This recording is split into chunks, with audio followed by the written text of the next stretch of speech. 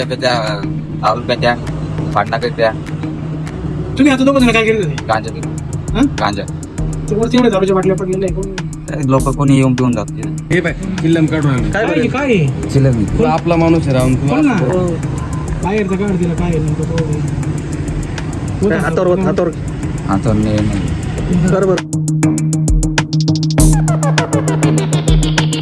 हा सावळी खुर्द परिसरातील एरिया असून या ठिकाणी अनेक गुन्हेगारांचं हा आश्रयस्थान बनलेलं आहे.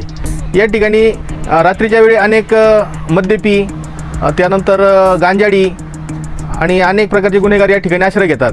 आणि इथून येणाऱ्या महिलांना त्याच्यापासून त्रास होतो. ते झाकणं फेकून मारणे वगैरे असे प्रकार घडत असतात.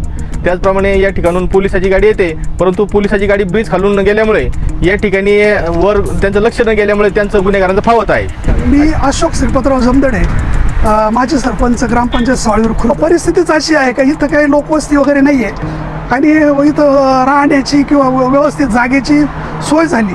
त्यामुळं नशा करणारे सगळेच लोक किंवा इतर गुन्हेगार यांना लपण्यासाठी इथं फक्त जागा झालेली आहे. ते येतात, रात्री इथं थांबतात. मोटरसायकल येण्यासाठी सुद्धा रॅम्प असल्यामुळं त्या गाड्यासुद्धा डायरेक्ट वरती राहतात, इथंच झोपतात. इथंच गुन्हेगारीचं प्रमाण वाढतं आहे याच्यामुळं निश्चित गावाला किंवा प्रवाशाला इथं याचा त्रास होणार आहे.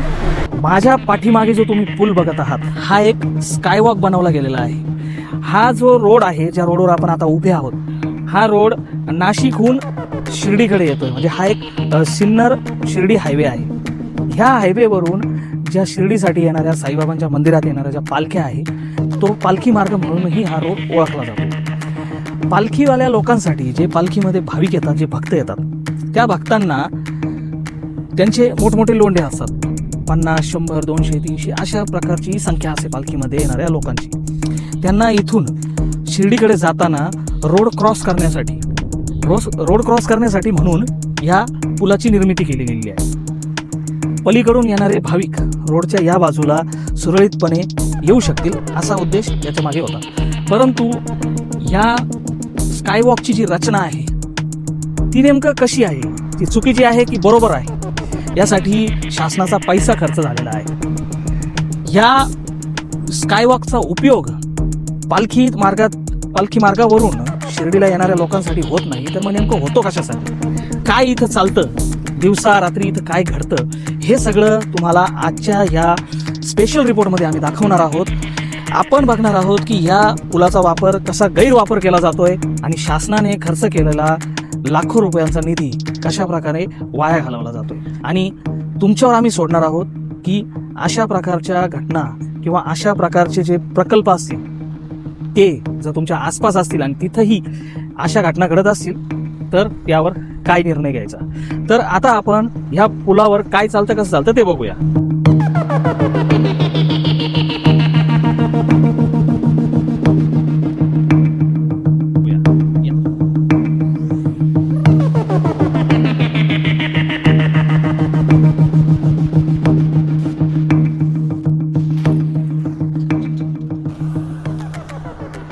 सर्वात प्रथम आता या पुलाची जी वर चढण्याची जागा आहे आणि जी खाली उतरण्याची जागा आहे, कशा प्रकारे हा पूल चुकीचा बांधला गेला आहे ते आधी तुम्हाला मी समजून सांगतो. आता या इथं तुम्ही पाहू शकता दोन्हीही वर चढण्यासाठी. आता हा समोर जो रोड दिसतोय, हा जो रोड आहे हा नाशिकहून शिर्डीकडे येतोय. म्हणजे तुम्ही कॅमेऱ्यात जे बघू शकता ती दिशा नाशिक आहे आणि कॅमेऱ्याच्या पाठीमागे इकडं हा जो एक ब्रिजचं काम इथं चालू आहे, हा सावळीविहीर फाटा आहे. सावळीविहीर खुर्द गाव हे आहे आणि याला सावळीविहीर फाटा असं म्हटलं जातं. इथून उजव्या बाजूला वळल्यानंतर शिर्डीकडे जाऊ शकता तुम्ही. तर ह्या पुलाची जी रचना आहे, जर पालखी मार्गातून तुम्ही इकडून पालखी मार्गातून त्या बाजूने लोक शिर्डीकडे येत असतील तर भाविकांसाठी चढण्याची जी जागा आहे ती त्या दिशेने हवी होती.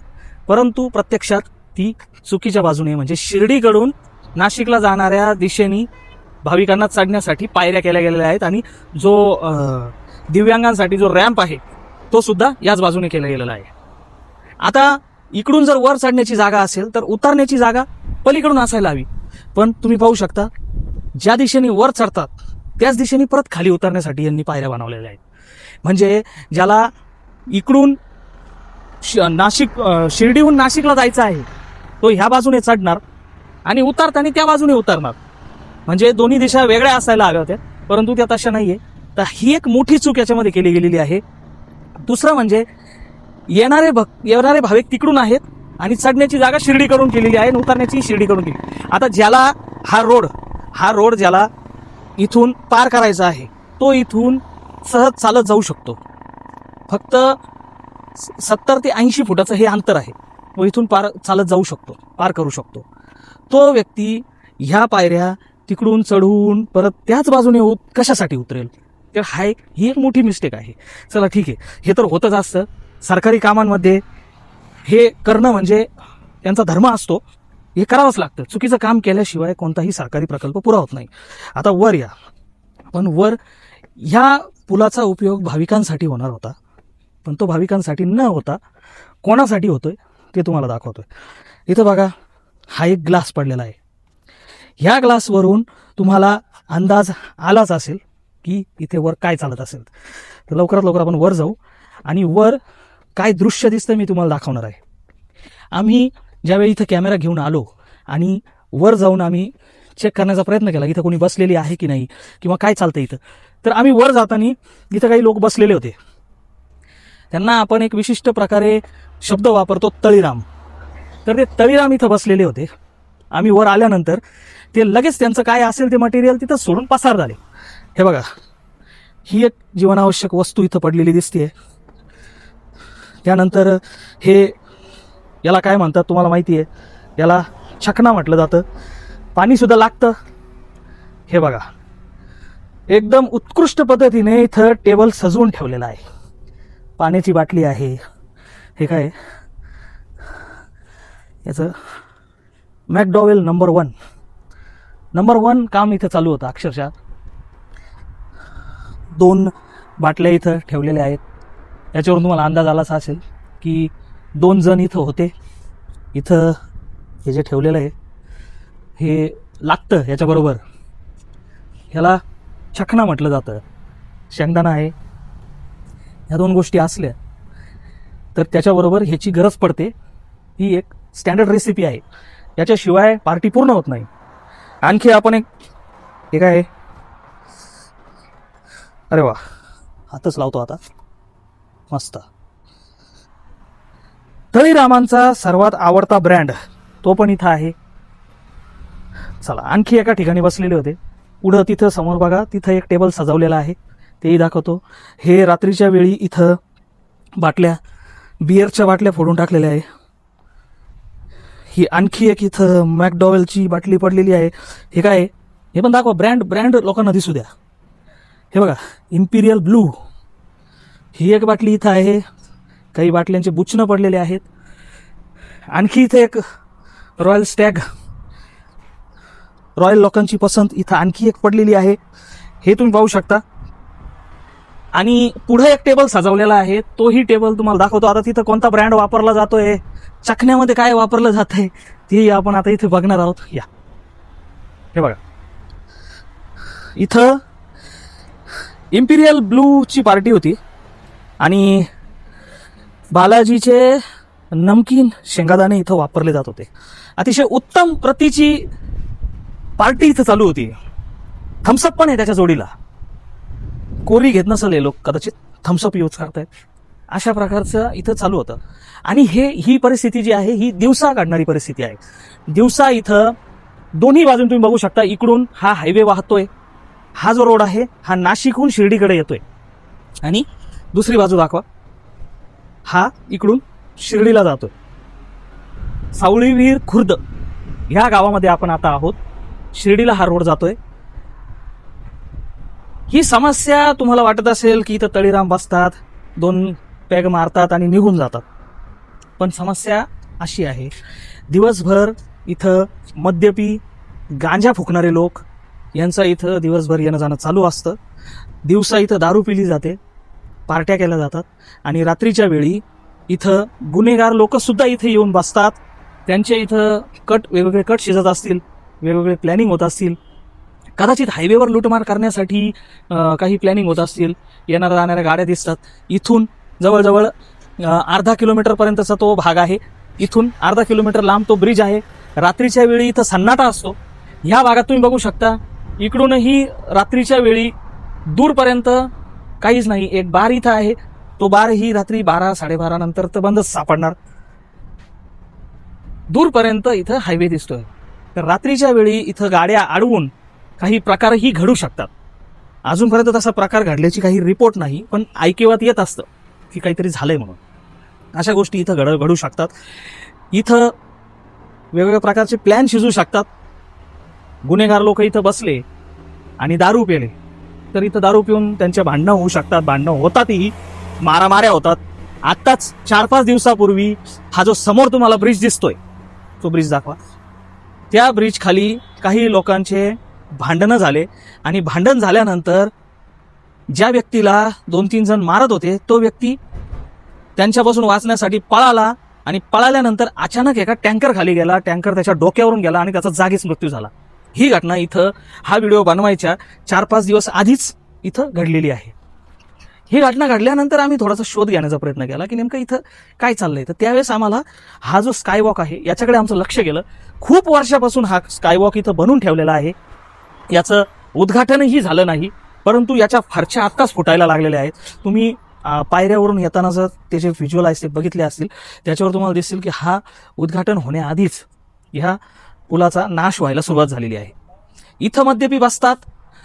त्यानंतर इकडून समोरून तो जो ब्रिज आहे त्या ब्रिज खाली कोपरगावहून शिर्डीला जाणाऱ्या ज्या विद्यार्थिनी असतील, जे कॉलेज आहेत कोपरगावला, त्या कॉलेजचे जे विद्यार्थी आहेत ते त्या ब्रिज खाली तिथं गाडी थांबते, बस थांबते आणि त्या बसमधून ते विद्यार्थी उतरून पायी या बाजूला जातात.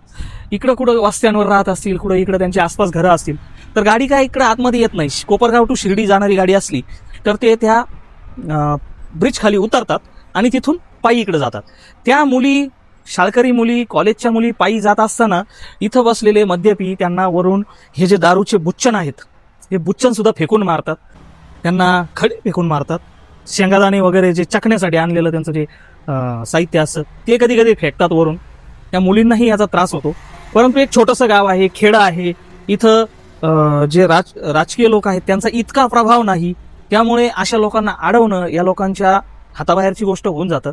पोलिसांनीही या भागाकडे लक्ष द्यायला हवं. शिर्डीपासून जवळजवळ 7 ते 8 किलोमीटर दूर हा रोड आहे आणि तिथं हा स्कायवॉक बनवलेला आहे. इथं पोलिसांचंही लक्ष असणं गरजेचं आहे. पोलिसांना ही गोष्ट समजावी की इथं काय चालतं म्हणून हा व्हिडिओ आम्ही बनवतोय आणि आसपासच्या नागरिकांनीही इथून पुढे या गोष्टीकडे ध्यान द्यावं म्हणून हा व्हिडिओ आम्ही बनवत आहे. तर ज्या प्रकारे आज हे दारुडे जे मद्यपी आहेत मुलींना बुच्चन फेकून मारतायत दारूच्या नशेमध्ये, तर उद्या भांडण झाल्यावर हे एखाद्याला खाली सुद्धा फेकायला कमी करणार नाहीत. कदाचित अशी घटना घडू शकते. एक दारू पिताने मारामाऱ्या झाल्या आणि मारामाऱ्या झाल्यानंतर त्या मारामाऱ्या करता करता एखाद्याला यांनी उचलून खाली फेकलं, ही घटना सुद्धा इथं घडू शकते. या गावाचे जे सरपंच असतील, या गावच्या ग्रामपंचायतीला आणि शिर्डी पोलीस प्रशासनाला आमची विनंती आहे की हा जो भाग आहे इथं थोडंसं गस्त घालणं चालू करा. रात्रीच्या वेळी इथं कोण बसतं, दिवसा कोण बसतं, तुम्हाला ज्या प्रकारे दाखवलं की इथं एक टेबल सजवलेला आहे, त्यानंतर पाठीमागे तिकडं पण सजवलेला आहे. हे लोक इथं बसलेले होते. आम्ही आल्यानंतर आमच्या हातात माईक वगैरे बघून ते लोक इथून पसार झाले. एकाची तर व्हिडिओ फुटेज सुद्धा आम्ही पाठीमागून काढली. इथं एक रॅम्प बनवलेला आहे दिव्यांगांसाठी. तो रॅम्प तुम्ही दाखवू शकत असाल तर कृपया दाखवा. दिव्यांगांसाठी रॅम्प बनवलेला आहे. हा जो रॅम्प आहे हा रॅम्प याच्यावरून 2 व्हीलर सहजपणे वर येतात. हा इकडं हा रॅम्प इथून इथपर्यंत येतात आणि 2 व्हीलर इथं सहजपणे थांबू शकतात. तर हे लोक सरळ मोटरसायकल घेतात आणि वर येतात आणि वर येऊन त्यांचा पार्टी इथं सुरू होऊन जाते. हा एक सरकारने बनवलेला एक नाईट क्लब इथं तयार झालेला आहे. सरकारने स्वखर्चाने, सरकारच्या खर्चाने इथं एक नाईट क्लब बनवून दिला आणि सोडून दिला. ज्याचं त्याचं सतसत बुद्धीने तुम्ही विचार करा इथं काय चालतं आणि याच्यावर लक्ष दिलं गेलं पाहिजे की नाही. आजची रिपोर्ट तुम्हाला आमची कशी वाटली ते खाली कमेंटमध्ये नक्की कळवा आणि भारत न्यूजला सबस्क्राईब करायला विसरू नका. जय श्रीराम.